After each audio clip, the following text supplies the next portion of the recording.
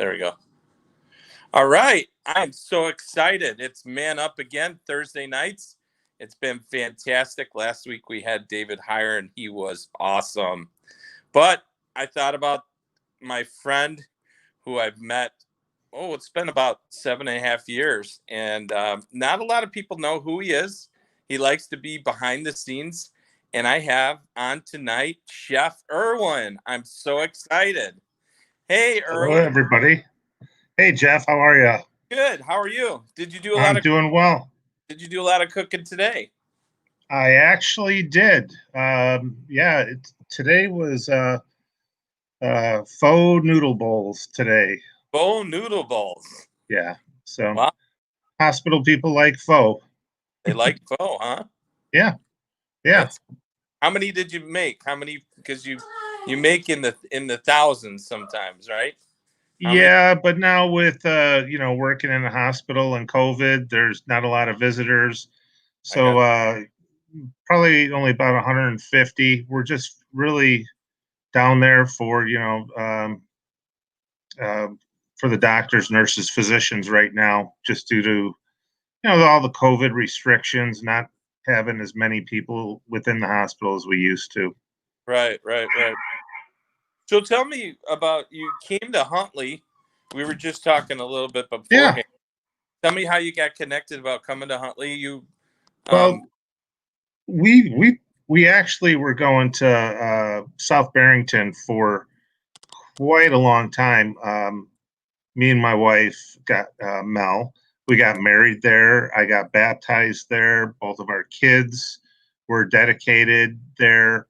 Um, had some great relationships out there, especially with somebody who was affiliated with Impact and out there. Scott Rubin really was a mentor to me growing up through, going through Marriage Matters and going through baptism and everything else. He was always there for us. It just so happened that we were at the high school one Saturday and for a cheer event, that's all there used to be out there was cheer events. who was the Um, Paige or Lauren? I don't Neither remember. one of them. We were actually there watching some family members, Oh, okay. and we kind of knew the Aries, or my wife knew Julie through other friends, associations, and in talking with Julie that Saturday, it was a Sunday, I mean. She took Mel and introduced her to Shannon, and Oh, that was the start of that relationship. I got you. Um, that's start of many relationships there. But yeah, in the following week, we decided to go to church. We really enjoyed it. Pastor Craig was there at the time. Worship was also always Uh-huh. such a powerful thing, with Andrew and the group. And then within 2 weeks of being there, Pastor Craig left, and we kind of thought it was us, for being there for 2 weeks that he decided to leave Yeah, yeah. and meeting up with Todd after that. But really, I think, with Mel being introduced to Shannon, and then, of course, Shannon introducing the two of us. Right. Um, and I think it was the second or third Sunday that I was there. I mean, you were the one that, pretty much introduced me to everybody. All the relationships that I have with the men that I do right now, it's mainly to you, Jeff. I mean, you brought me to Mr. Thomas, Yeah. who then introduced me to, more men. And once everybody found out about my culinary background, that kind of, oh, we got the chili event coming up. You need to get in it. How Um, about that chili event, that first one we did? oh, With 50 uh, crock pots. We had to keep going. yeah, And we had 50 crock pots going. There wasn't enough extension cords. There wasn't enough power. yeah. Yeah, it was. And at that point, I think Shannon got Mel to jump for us both to really jump in with both feet, like right from the beginning, which was a great experience. Yeah. But and see, working on that chili event, and just chili crock pots going off, and where's some more extension cords. Now that was a fun day. That was a. Um, I think I that think was. that was the first chili cook-off where um, I want to say what Doug Morrison won that one Yeah. that year, the first one. Yeah, there's been, well, I know of myself, JT, Doug, and I know there's one more person that's won it since that. But those chili cook-offs um, were some great. Um, it was basically a lot of men Yeah. that was doing the cooking. It was um, a lot of competitiveness with all of us at that point in Yeah. time. So, There but was. And then once I started doing all that, and like I said, people starting to know my culinary background of being a chef by trade. We really started to do a lot of the events, Father's Day events. Um, Me and John Thomas started Man Chef, which yeah. was a great. Um, Started off with close to 40 people, and for a couple of years, every Saturday, once a month. I mean, once a month, a Saturday every month, we would meet at a location, and I teach guys to cook. Yeah. Um, Yes. Had And some great responses from a good following. Even today, people still ask me for some of the recipes that we did years ago, which is really awesome. Um, we did that Father's Day event we did 500 pounds of homemade sausage. yeah. Yeah, we had a lot. That was that was a lot of fun.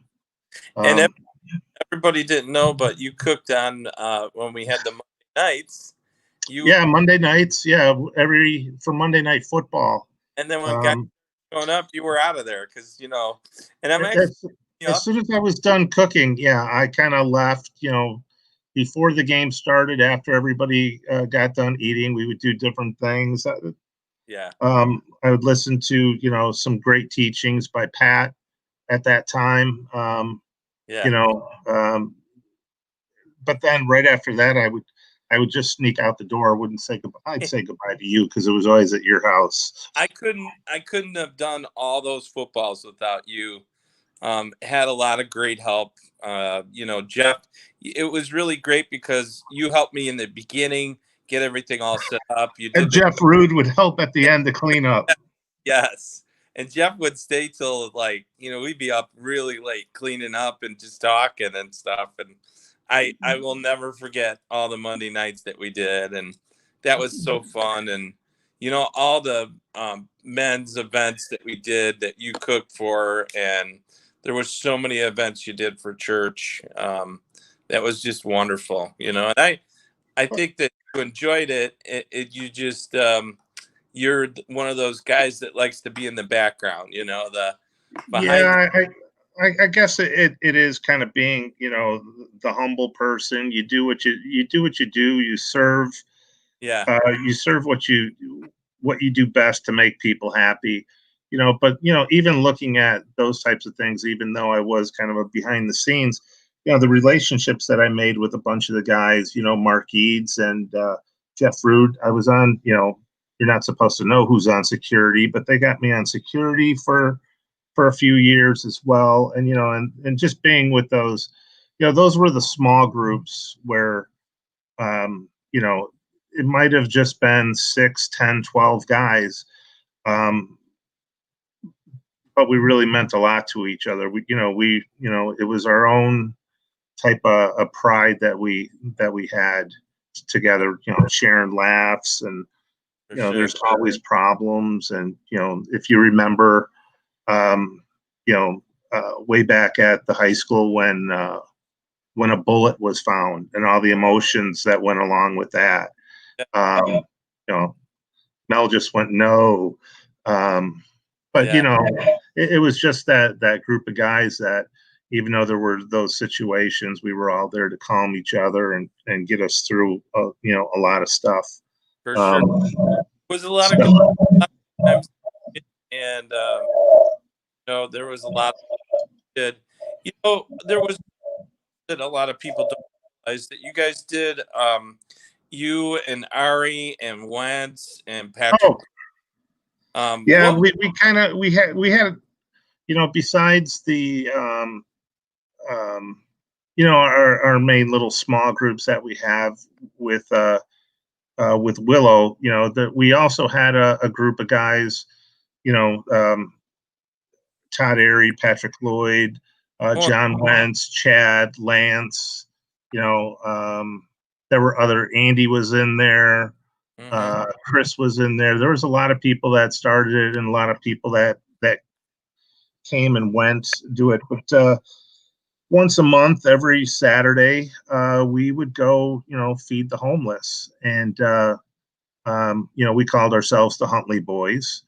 Um, but we would think of some great cuisines. Not just a peanut butter and jelly sandwich. We would serve prime rib to the homeless people because we wanted them to feel um, just as special. And it was special times for us. Bringing the food and seeing their faces and them coming up and thanking us and stuff like that. It was a really good feeling coming in there. And there was a lot of work and emotion that went into those things. So it's a Sure. great group of guys. I know COVID kind of um, put things on a different level at this point, and hopefully, the boys will get back together and For sure. do what we did best. Yeah, We served. We didn't ask. We didn't want to be in the spotlight. We just wanted to go out there and do good things. yeah, I'm hoping that in the future you'll be able to do that again and also get some other guys involved. And I'm looking forward to cooking with you again. And Yeah, we had some good times with events. And I say it every week that you just got to get involved. And involved, you could try different things. You could serve in different areas, and it's the best way to get connected. And I remember when you and your daughters and your wife came in, we got you connected right away, and you had some really good, great connections. Even for a guy that doesn't like to really be in the spotlight, you made some great connections with a lot of the guys, yeah, and it's been great. And so um, yeah. There's everybody has their little small group of guys that they can turn to, and um, where you can say things and not feel ashamed about saying it, or whether you're in a good place or a bad place. Just having some people that can talk you through tough times, through good times, or even ask you for your advice, and you not being, timid in thinking that you're giving bad advice. So, right. all those, you know, I, I'm sure I know a lot more people than I let on to. I may not know their names.